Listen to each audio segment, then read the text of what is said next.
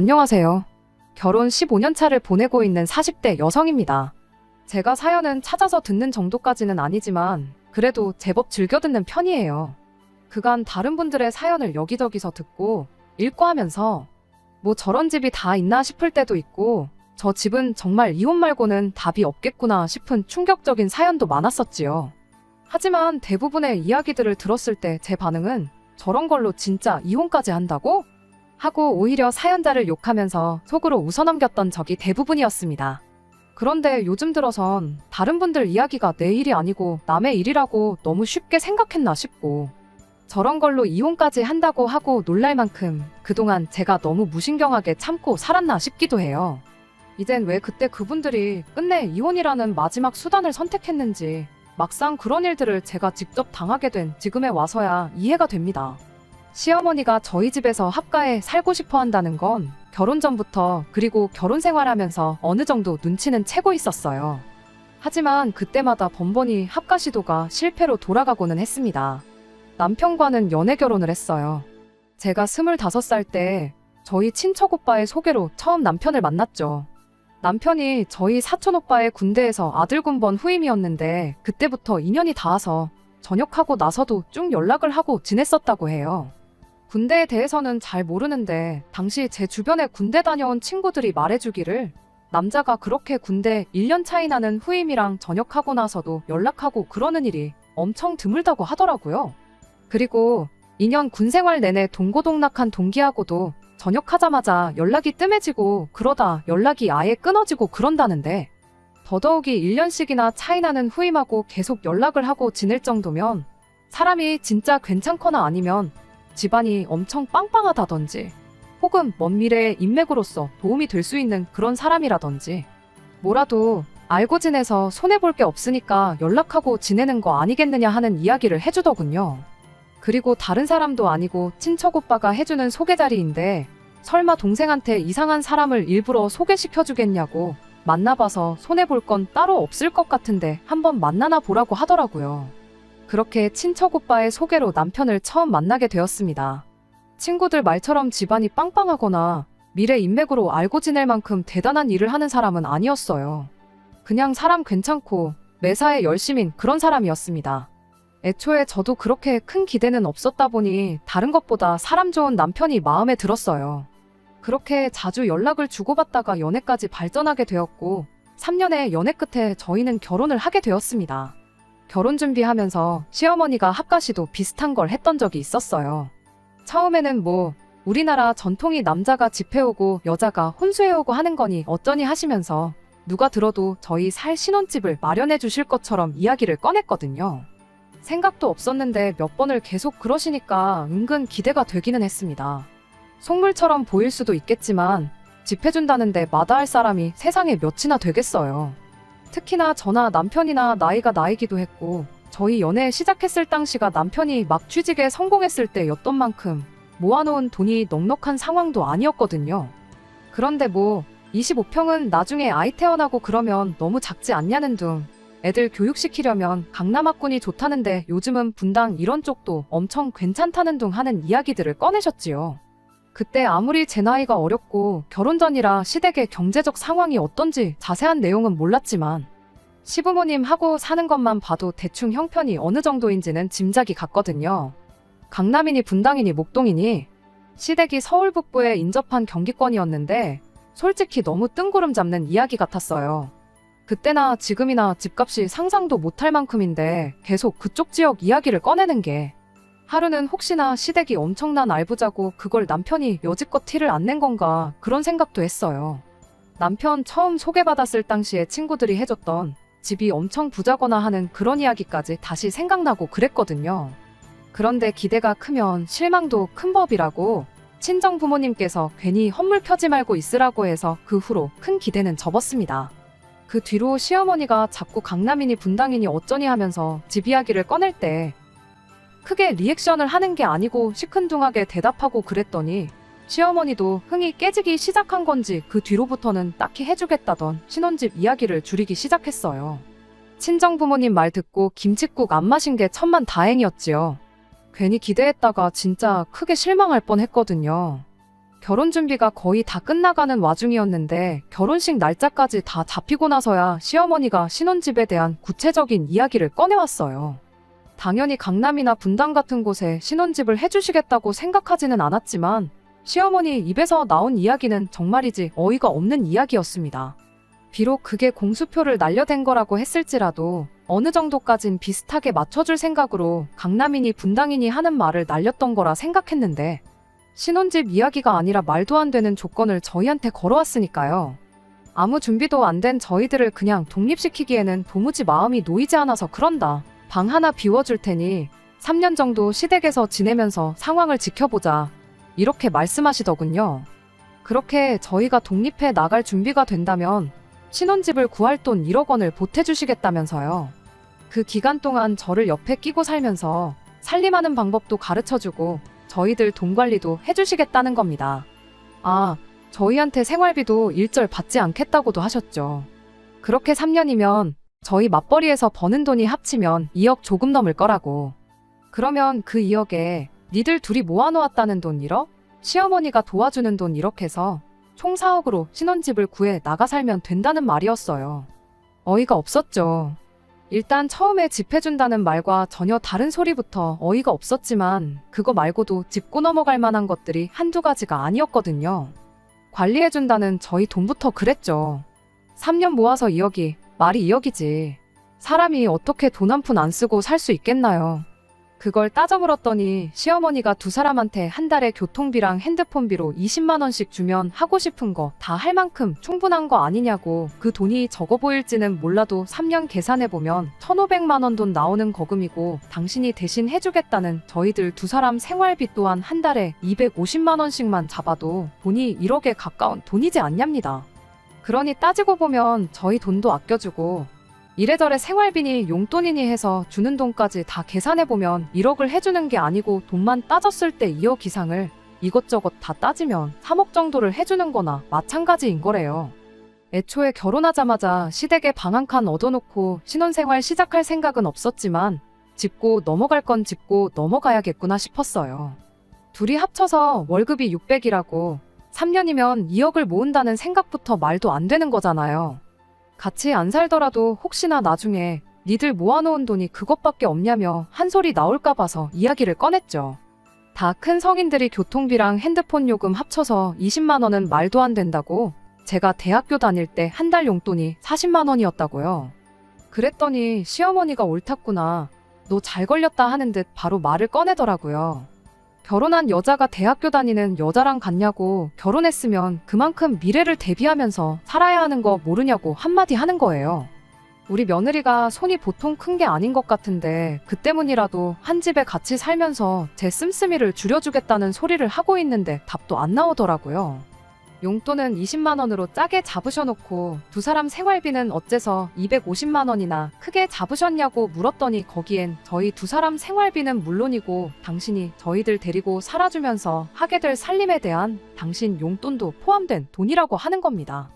당신이 저희들 조금이나마 더 아끼고 더 많은 돈을 가지고 시댁에서 나가 독립할 수 있게 기꺼이 포기한 돈이기도 하다고요. 그러니 그런 거 따지고 머릿속으로 계산기 두들길 시간 있으면 그럴 시간에 당신한테 더 고마워하고 효도할 생각을 하라는 거예요. 어이가 없었죠. 일단은 여기서 결정할 문제는 아닌 것 같고 저희 부모님하고도 이야기를 나눠봐야 할 것 같다고 말하고 자리에서 일어났죠. 남편도 시어머니 발언이 말도 안 되는 이야기인 걸 아는지 집에 돌아가는 저에게 자기도 몰랐던 이야기라면서 시부모님하고 다시 이야기를 해보겠다고 저에게 자기가 알아서 해결할 테니 신경 쓰지도 말고 크게 걱정도 하지 말라고 한마디를 해줬어요. 당연히 저희 친정부모님은 그런 이야기가 나왔다는 것 자체만으로도 몹시 불쾌한 반응이셨어요. 요즘 같은 시대의 시작부터 시집살이를 시키는 집이 세상에 어디에 있냐고요. 이미 친정부모님께서는 시댁이 강남 분당 떠들면서 신혼집 이야기를 했던 게 어느 정도 공수표였다는 걸 눈치를 채고 계셨던 모양이었습니다. 그저 시댁에서 도와주는 대로 똑같이 맞춰서 저한테 해줄 생각이셨는데 3년 합가에 1억은 말도 안 되는 일이다 하고 그렇게 하게 두지는 않으시겠다고 하시더라고요. 그리곤 저희한테 그냥 신혼집 먼저 구해버리면 합가 이야기는 더 이상 하지 않으시지 않겠냐시며 2억을 그 자리에서 도와주시기로 했어요. 당장에 2억을 해줄 테니 사위를 대릴 사위로 머슴 부리듯 부려야겠다고 전해라. 그렇게 시어머니랑 기싸움 같은 걸 하시려고 그런 건 아니었습니다. 그냥 말도 안 되는 걸로 공수표를 날리는 시어머니가 못마땅했던 거지. 그때까지만 해도 남편은 저희 집에서 남편감으로 더할 나위 없다고 평판이 좋았거든요.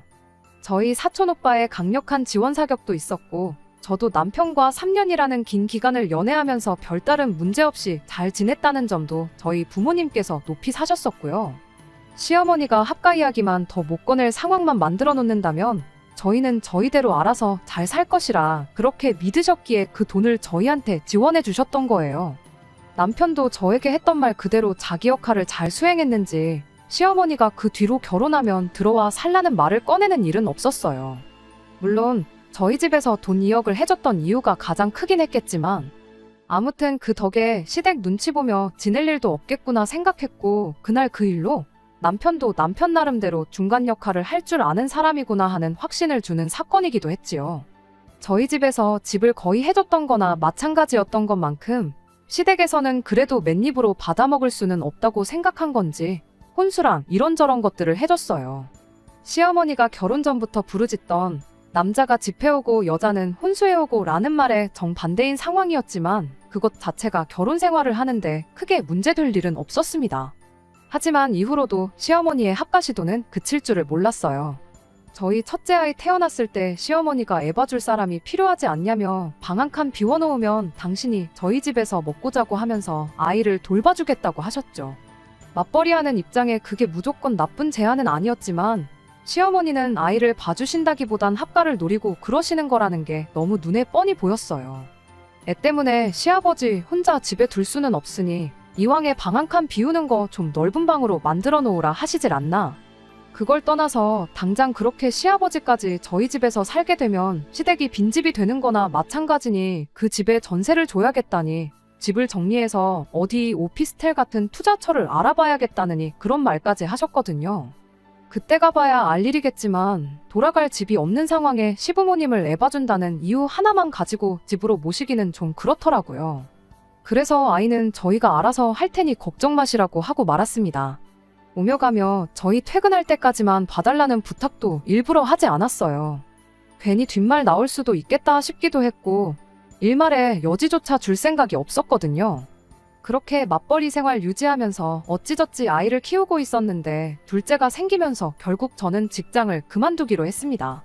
보나마나 시어머니가 또 합가 이야기를 꺼낼 수도 있겠구나 싶었고 주변에서 말하길 어릴 때는 남한테 맡기는 것보다 엄마가 아이들을 직접 키우는 게 아이들한테도 좋다는 이야기도 들었고 여러모로 겸사겸사 제가 직장을 그만두고 아이들을 돌보는 것만큼 좋은 방법은 없겠다 싶었거든요.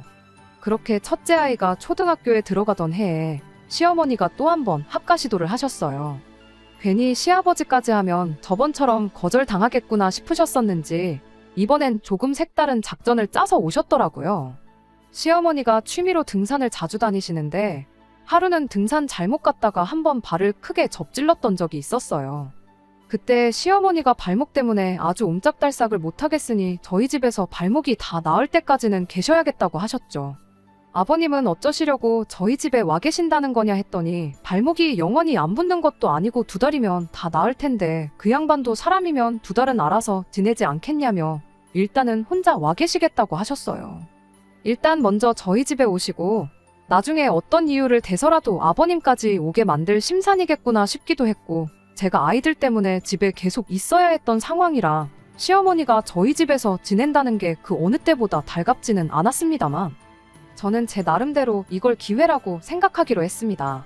아프다는 분 모른 척 할 수도 없고 제 나이도 나이다 보니 더 늦으면 사실상 복직이 불가능한 거나 마찬가지구나 싶기도 했거든요. 못해도 둘째 아이가 초등학교 들어가기 전에는 재취업을 해야겠다는 생각이 들던 시기였어서 차라리 이걸 기회 삼아 일자리나 알아봐야겠다는 심산이었어요. 애들이 1학년, 2학년 때가 또 육아하는 데 있어서 엄마 역할이 중요한 시기라고들 하긴 하는데 그때는 애들이 학교 끝나고 저희 퇴근할 때까지 친정어머니가 도와주실 수 있다고 하셔서 이참에 시어머니가 집에 계신 동안 취업 자리를 알아보면 딱 좋겠다 싶었죠. 뭐 당연한 이야기겠지만 시어머니는 엄청 못마땅해 하셨어요. 아픈 사람이 있는데 밖에 나갈 궁리만 하고 있냐면서요. 제가 취직 준비를 하는 거지 매일같이 면접을 다니는 것도 아닌데 걱정 말라고 한마디 해드렸죠. 실제로 그렇게 한 달 정도는 면접 오라는데 서너 군데 다녀온 것 빼고는 계속 집에 있었어요. 그런데 어쩌다 운이 좋았던 건지 면접 다녀온 회사 중에 제일 조건이 좋은 회사에서 바로 출근을 할 수 있냐는 연락을 받게 되었습니다. 여기보다 더 좋은 회사가 저를 불러줄 거라는 확신도 없었고 해서 저도 곧바로 출근을 하기로 했고요. 그런데 제 출근 소식을 듣게 된 시어머니가 지금 아픈 사람을 집에다 두고 출근은 무슨 출근이냐고 난리법석을 떠시더라고요. 그래서 제가 시어머니한테 한마디 했죠. 그래도 다친 게 손목이 아니라 발목이라 천만다행이지 않느냐고. 아예 혼자서 못 움직이는 것도 아니시지 않냐고요. 한 달 같이 지내면서 보니 실제로 목발 같은 거 없어도 혼자 거동하는데 아무 지장이 없으셨어요. 그래도 혼자 오래 서 계시면 발목에 안 좋을 건 사실일 테니 제가 어머님 필요한 건 미리미리 다 준비해놓고 갈 테니 걱정 마시라 했죠. 식사랑 그런 건 다 준비해서 냉장고에 준비해 놓을 테니 전자레인지로 살짝 데워 드시기만 하면 된다고요. 방 따뜻하게 보일러도 켜놓고 낮에 혼자 계시는 동안 TV도 편하게 재밌는 거 골라보시라고 케이블도 신청해뒀고 온수매트도 켜놓고 갈 테니 방이든 거실이든 원하는 데서 맘 편히 쉬고 계시면 되지 않겠냐고요. 나가서 돈 벌어온다는데 시어머니가 무슨 수로 그걸 말렸겠나요. 결국 그렇게 저는 출근을 하게 되었고요. 그런데 2달이면 다 낫는다던 시어머니 발목이 그 후로 2달이 더 지날 때까지 다 낫지 않을 줄은 몰랐어요. 그리고 그게 다 꾀병이었다는 사실도 모르고 있었습니다. 시어머니가 다 나은 발목을 가지고 계속 안 좋은 척 하고 계셨다는 걸 저한테 딱 들키는 사건이 한 번 있었어요. 아침에 조금 늦잠을 자서 부랴부랴 준비하고 출근을 했는데 회사에 딱 도착하자마자 제가 아침에 머리하고 고데기를 끄고 왔는지 기억이 나질 않아서 엄청 신경이 쓰였던 적이 있었습니다. 아마 저뿐만 아니라 많은 분들이 그게 가스불이던 다림이던 같은 경험을 해보셨을 거라고 생각해요. 그리고 보통 그렇게 제대로 끄고 나왔는지 켜놓고 나왔는지 헷갈릴 때면 막상 집에 가서 확인해보면 제대로 꺼놓고 나온 상황이 대부분이라는 것도 저랑 똑같을 거라 생각합니다. 그런데 그걸 직접 확인하기 전까진 너무 신경이 쓰여서 미치겠는 그 상황 다들 알고 계실 거라 생각합니다. 제가 딱 그 상황이었고요. 그래도 다행인 게 시어머니가 집에 계신다는 사실이었어요. 시어머니한테 확인 좀 해달라고 부탁드리려 전화를 했는데 왜인지 시어머니가 전화를 도통 받지를 않으시는 거예요. 식사 중이신가 보다, 화장실 가셨는가 보다 싶어서 시간마다 계속 전화를 했는데도 한 번을 전화를 받지를 않으시더라고요. 그러니 더더욱 신경이 쓰이기 시작했어요. 설마 고데기 때문에 불이라도 나겠나 싶었지만 시어머니까지 전화를 안 받으니 더더욱 신경이 쓰여서 안 되겠다 싶었습니다. 그래서 회사의 사정을 설명하고 점심시간 전후로 해서 후다닥 집에 다녀오기로 했습니다. 제가 집에 도착했을 때가 오후 1시가 다 돼가는 시간이었는데 집에 도착하니 시어머니가 집에 안 계시더라고요. 일단 그게 중요한 게 아니었으니 부랴부랴 방으로 뛰어들어갔는데 고데기는 아예 코드까지 뽑아놓고 뒷정리까지 해놓고 나왔었어요. 별것도 아닌 걸로 호들갑을 떨었구나 싶은 와중에 첫째 아이 학교 끝나고 집에 올 시간이 다 되어가는데 집에 아무도 없는 게 마음에 걸렸어요. 시어머니는 그 와중에 아픈 다리 이끌고 어딜 가신 건지 끝까지 전화를 받지 않으셨고요. 결국 회사에 연락해서 상황을 다시 설명하고 그날은 아예 오후 반차를 쓰는 걸로 하고 쉬었네요. 입사한 지 얼마 되지도 않아서 연차수가 많은 것도 아닌데 그거 쓰는 것도 아까웠고 눈치도 엄청 보였습니다. 아무튼 그렇게 몇 분 지나지 않아서 첫째 아이가 학교 마치고 집에 돌아왔어요. 시어머니가 집에 돌아온 건 둘째 아이가 어린이집 하원하는 시간이 되기 15분쯤 되어서였습니다. 발목이 아프시다더니 위아래로 등산복을 쭉 빼입으셔서는 숙련자도 꺼린다는 초겨울 등산을 다녀오셨더라고요. 뭐 산이라고 해서 멀리까지 가신 건 아니고 집에서 가까운 동네 뒷산 다녀오신 거긴 하지만 시어머니가 집에 있는 저를 보더니 엄청 당황스러운 눈치였어요. 네가 여기 왜 있냐고 묻길래 저희 집인데 제가 있으면 안 되는 거냐고 대답을 하고 어머님이야말로 아픈 다리 이끌고 어딜 다녀오신 거냐고 했죠. 누가 봐도 나 등산 다녀왔다고 광고를 하는 복장이었다 보니 변명도 하지 못했어요. 집에만 있으니 답답해서 오랜만에 지인분들하고 잠깐 코에 바람 좀 넣고 오셨다는데 그때 결국 발목이 다 나은 지는 좀 되었고 이런 식으로 나간 게 처음이 아니었다는 사실까지 알게 되었어요. 그래도 일말의 책임감 때문인지 둘째 아이 하원 시간에 맞춰서 집에 와주신 건 감사할 노릇이었네요. 하지만 약속한 대로 시어머니가 발목이 다 나은 상황에 굳이 저희 집에서 머물 이유가 사라진 거나 마찬가지였죠. 시어머니한테 며느리 몰래 밖에 나가실 만큼 심심하신데 저희 집에 계실 이유가 뭐가 있냐고, 모르긴 몰라도 아버님도 혼자 지내시는 거 힘드실 거라고, 아이 봐주는 것 때문에 그러시면 친정어머니가 바로 도와주실 수 있는 상황이니 걱정하실 필요 없다고 이제 그만 집에 돌아가시라고 했습니다. 시어머니도 이 상황에 어떻게든 저희 집에 더 머물 방법이 없다는 걸 아셨기에 그때는 순순히 집으로 돌아가셨어요. 그 뒤로 친정어머니가 아이들 학교 후 저희 퇴근할 때까지 돌봐주시는 것 때문에 시어머니도 그 눈치가 보이긴 하셨는지 이런저런 방법으로 꼼수를 부리며 합가를 시도하려던 행동들을 멈추게 되었습니다. 그리고 시어머니가 서운하다는 식으로 나올 때마다 남편이 나서서 중간 역할을 자처해 상황을 해결시켜줬고요. 언제까지고 시어머니와 제 문제에 있어서 저의 편을 들어줄 것이라 믿어 의심치 않았던 남편이었어요. 제가 시어머니한테 단호하게 굴었던 것도 이유 중 하나긴 하겠지만 그런 상황에도 남편이 저를 원망 한 번 안 하고 시어머니와 저 사이에 그 어떤 불협화음이 나지 않게 중간 역할을 잘해주는 남편 덕분에 여태까지 결혼 생활을 이어올 수 있었다고 그렇게 생각하고 있었는데 올 초부터 해서 남편이 갑자기 다른 사람이 돼버린 겁니다. 정확히 언제부터인지도 확실히 알고 있어요. 그냥 언젠가 둘이 일찍 퇴근도 해서 오랜만에 남편하고 TV 켜놓고 영화 한 편을 봤었거든요. 미국 영화였는데 영화 자체만 두고 보면 굉장히 감동적인 영화였습니다. 제목이랑 내용을 말해도 되나 싶은데 그냥 간단하게 설명하자면 일 때문에 성공에만 집착하던 한 남자가 시간을 조종하는 능력을 얻게 되고 그 능력을 직장에서 승승장구하는 데만 사용을 했어요. 그러다 결국 가족들과는 멀어지게 되었고 그러다 아버지가 돌아가시게 되면서 아버지와의 마지막 나눈 대화를 회상한 뒤 시간을 조종하는 능력을 자신이 승진하는 데에만 사용했던 걸 후회하게 되었죠. 그렇게 지난 날을 후회하게 된 주인공이 다시 시간을 되돌려 그동안 가족들한테 해주지 못한 걸 해주며 결국 행복한 가족으로 거듭나는 엔딩으로 영화는 끝이 나게 되는데 저도 너무 감동적이라서 영화 보면서 몇 번을 눈물을 참았었습니다. 그런데 남편은 저나 애들 눈치는 보지 않고 눈물 콧물을 쏟아내고 아주 난리도 아니었어요. 말씀드렸다시피 영화가 주는 메시지 자체가 성공에만 집착하지 말고 가족들을 챙기고 돌아보라는 그런 뜻이 담긴 가족영화였는데 문제는 남편이 영화가 주는 메시지 자체를 자기 좋은 대로 해석했다는 데 있었습니다. 남편한테는 시간을 되돌리면서 그동안 가족들한테 소홀했던 걸 반성하는 주인공보다 항상 아들과 가깝게 지내고 싶어 하던 아버지를 밀어내기만 했던 주인공에게 이입을 했던 게 문제였지요. 물론 영화 자체에서 부모님과의 관계도 중요하다 언급은 하고 있었지만 가장 중요한 건 내 아내와 내 자식, 내 가족에게 후회가 남지 않게 자라라는 내용이 주된 내용이었거든요. 어떤 작품에 대한 해석이 모두 똑같을 필요는 없지만 남편의 경우에는 아버지와 주인공 관계가 가장 마음에 와닿았던 것 같습니다. 그런데 그 대상이 시아버지가 아니라 시어머니한테 있었다는 점이 또 문제였어요. 그 영화를 보고 난 뒤부터 남편이 부쩍 시댁을 챙기는 데에만 신경을 쓰더라고요.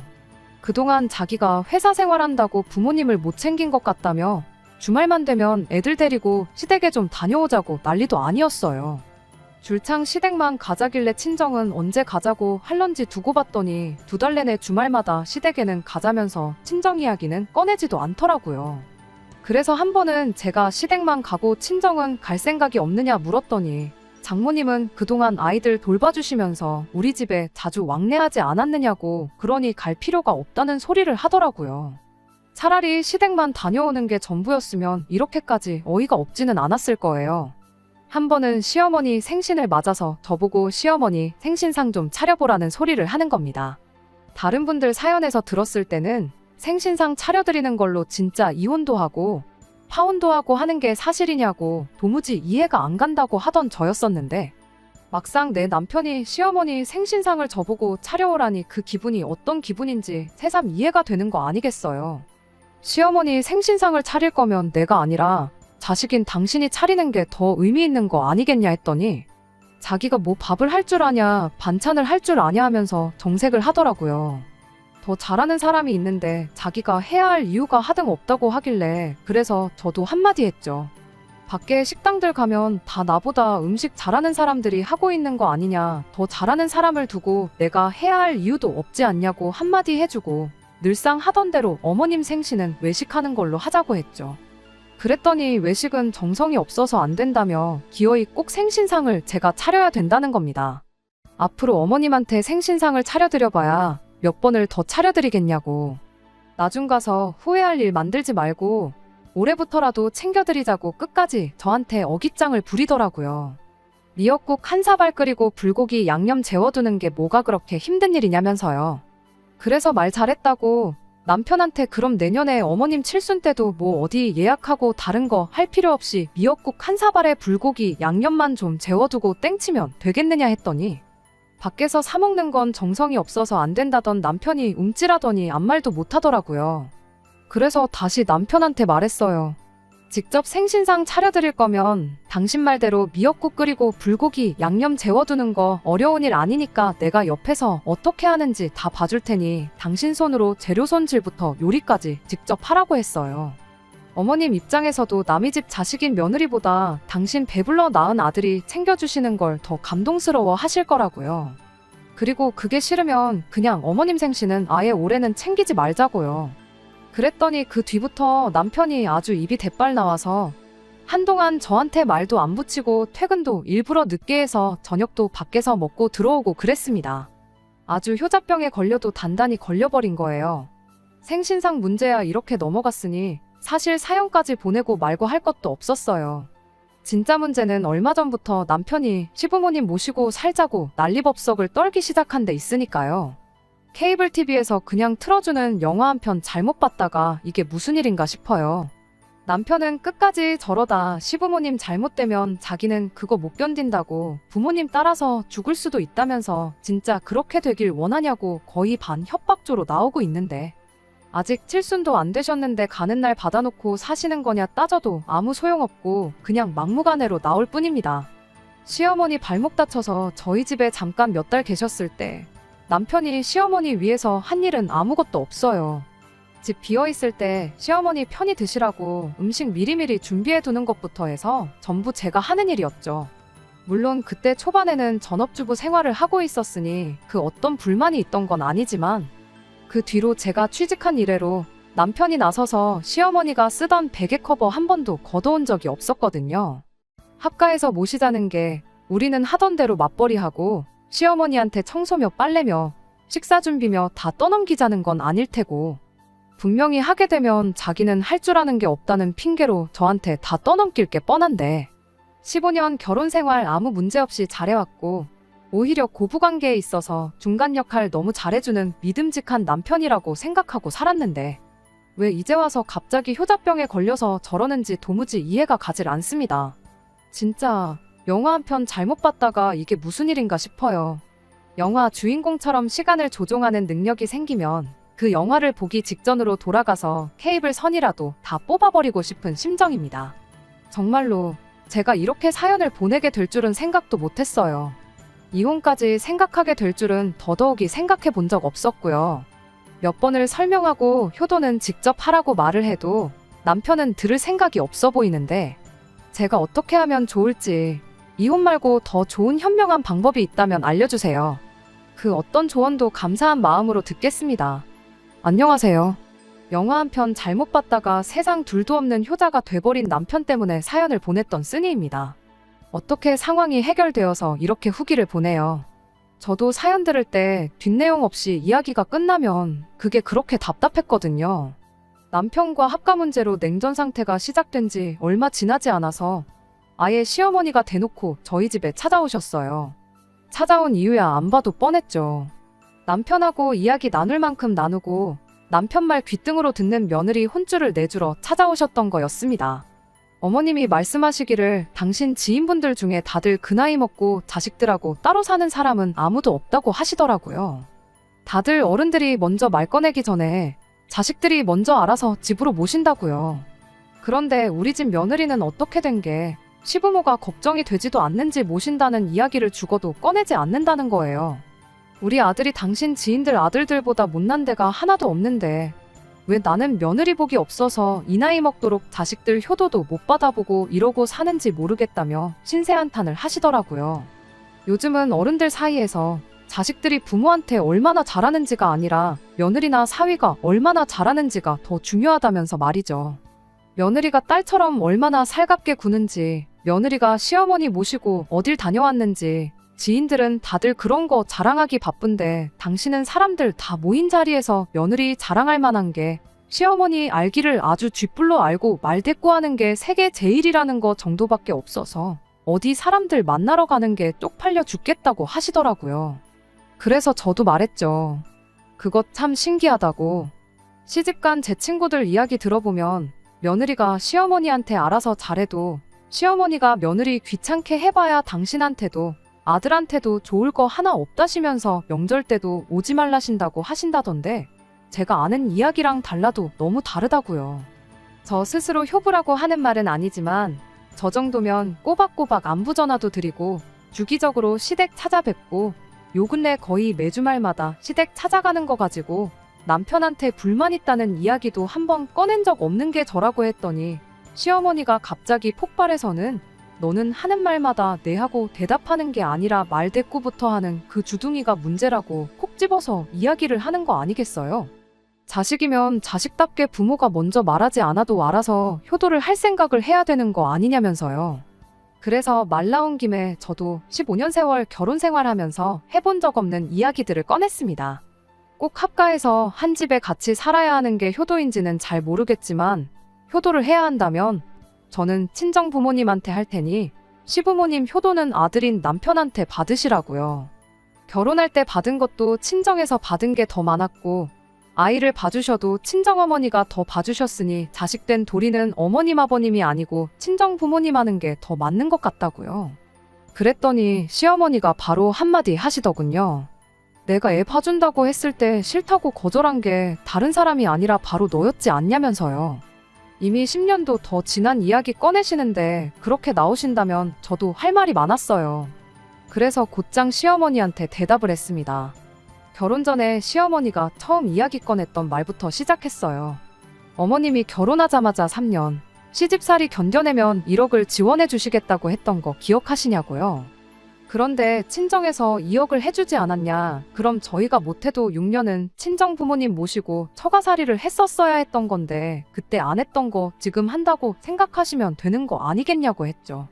그런데 제가 특별히 합가하고 싶다는 어머님 사정 감안해서 저만 혼자 친정 들어가서 친정 부모님 모시고 오겠다고 했어요. 남편이랑 애들은 어머님께 양보해 드릴 테니 원하시는 대로 합가하시라고요. 어머님이 첫째 태어났을 때 아이 돌봐주신다는 이유로 같이 살겠다고 하지 않으셨냐고 그때 거절했던 게 마음에 걸렸는데 이참에 둘째까지 같이 돌봐주시면 되니까 일석이조 아니겠냐고 했죠. 그리고 그렇게 되면 이 집은 6년간 빈집이 될 테니 어머님이 그때 저희한테 제안했던 대로 세를 놓던지 집을 정리하던지 해서 목돈 마련해서 적금을 하던 안전한 주식을 사놓던 아니면 부동산에 재투자를 하던 그 돈을 굴려서 불리는 쪽으로 알아보겠다고 했습니다. 이 모든 것들이 다 시어머니가 저한테 꺼냈던 말들이었다 보니 시어머니가 그게 잘못됐다고 딱히 반박을 못하고 가만히 계시더라고요. 그래서 곧바로 이야기 다 정리된 것 같으니 당장 오늘부터 그렇게 하겠다 말하고 저는 방에 들어가서 제 짐을 싸기 시작했습니다. 그랬더니 남편이 방에 따라 들어와서 이게 뭐 하는 짓이냐고 따지는 거예요. 지난 15년 결혼 생활하는 동안 어머니가 그렇게 우리랑 같이 살아보고 싶다고 이야기하셨는데 한 번을 못 들어주냐면서 말이죠. 그래서 제가 곧바로 남편한테 한마디 했어요. 내가 뭐 이혼하자는 것도 아니지 않냐고. 당신도 어머님 모시고 살고 싶다고 하고 어머님도 우리랑 같이 살고 싶다고 하시기에 그렇게 하겠다는 건데 뭐 문제될 게 있냐고요. 이렇게 6년 동안 떨어져 지내면서 각자 부모님 모시고 지내다가 6년 지나고 나서 친정집 시댁, 우리 집 전부 정리해다가 집 한 채 지어서 양가 부모님 다 같이 모시고 살면 당신 원하는 대로 합가도 하고 각자 부모님 서로 알아서 모시게 되고 그림이 딱 좋지 않겠냐고 했더니 아무 대꾸도 못하고 있다가 한마디 하더라고요. 그럼 애들은 친정에 같이 데리고 가면 안 되겠냐고요. 그래서 그건 안 된다고 했어요. 그나마 시댁이 애들 학교에서 더 가깝지 않냐고, 등하교 시킬 거 생각하면 시댁에 데려가는 게 맞지 않냐고요. 애들 전학시킬 생각도 없고, 그리고 당신만 딸랑 시댁에 보내면 시어머니가 합가했다는 기분이 하나도 안 들지 않겠냐고, 애들이라도 있어야 집이 북적북적하니 사람 사는 맛 나는 거 아니겠냐고 한마디 해줬죠. 그리고 시간 끌지 말고 당신도 얼른 시댁 들어갈 짐이나 챙기라고 했습니다. 내 짐은 대충 챙겼으니까 당신 짐 싸는 동안 애들 짐은 내가 대신 싸주겠다고요. 남편은 그럼 애들 학교 다니기 편하게 시부모님이 우리 집에 와 계시게 하는 건 어떻냐고 제안을 하더군요. 그래서 그것도 안 될 일이라고, 우리 돈 불리려고 우리 집을 세를 놓겠다는 거고, 여차하면 집도 팔아야 할 텐데 시부모님이 우리 집에 오시면 그것도 못하는 거 아니냐고, 그러면 손해가 막심하다고 안 된다고 단호하게 한마디 해줬습니다. 남편은 어떻게든 제 마음을 돌려보겠다고 주섬주섬 짐을 챙기는 둥 마는 둥 민기적거리면서 제 눈치를 보더군요. 저는 애들 짐 챙기자마자 남편한테 무슨 일 있으면 연락하라고 한마디 해놓고 그 길로 싸놓은 제 짐가방 들고 친정으로 향했죠. 사실 애들을 시댁에 보내놓는 게 사실 걱정이 많이 되긴 했습니다. 학교에서 멀어지는 만큼 친구들하고 시간도 제대로 보내지 못할 테고. 하지만 어차피 이렇게 하면 시어머니도 남편도 오래 못 버틸 거란 생각이 더 컸어요. 애들은 그때 가서 다시 집으로 데리고 오고 그때 돼선 저 혼자 집에 돌아와 애들 돌보면 되겠다는 생각이었습니다. 애초에 친정부모님도 40 중반 된 딸이 합가 문제로 부부싸움에서 친정에 6년 동안 지내는 걸 환영하실 리가 없고 길어야 한 달 정도 저러다 못 살겠다고 연락 올 게 뻔하다고 생각했거든요. 그런데 제 예상보다 훨씬 일찍 남편한테서 집으로 돌아오라는 연락이 왔습니다. 제가 그렇게 친정에 가버린 지 열흘도 안 돼서였어요. 대뜸 애들하고 집에 왔으니 저도 집에 돌아오라고 한마디 하고 말더라고요.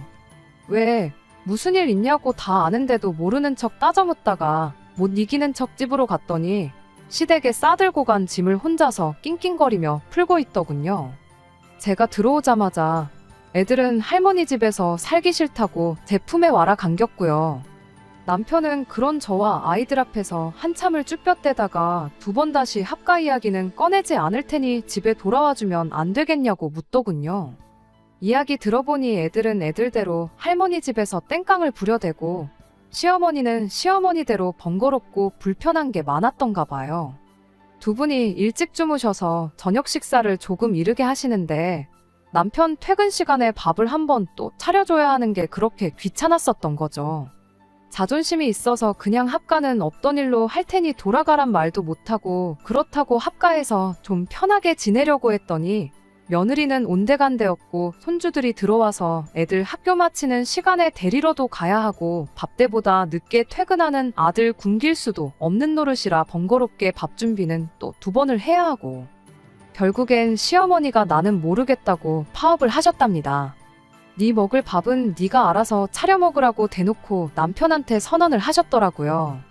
남편도 그냥 돌아오기엔 저한테 면목이 없으니 어떻게든 버텨보려고 했는데 시어머니가 애들 하교시키는 것도 귀찮다고 회사에서 잠깐 나와서 애들 집에 데려다 놓던 애들한테 버스 타는 법 알려줘서 알아서 하교를 시키던 하라고 아주 배째라고 나오셨대요.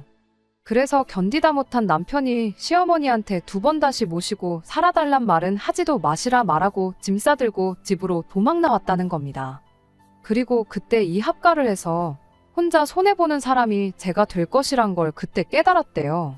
사람들이 왜 나이 먹고 이혼하면 무조건 남자가 손해라고 하는지 알겠다고 미안했다며 2번 다시 대리효도 문제로 제 속 썩이는 일 없을 거라 다짐을 하더라고요. 입이 아프게 벌써 설명했던 일이고 그게 그저 형식적인 사과이긴 했겠지만 적어도 2번 다시 남편 입에서 합가 이야기는 나오는 일 없게 이야기가 잘 풀렸습니다. 그리고 지금은 다시 예전 남편의 모습으로 돌아왔어요. 영화 내용대로 시간을 되돌려 가족한테 충실한 남편이 돼주었네요.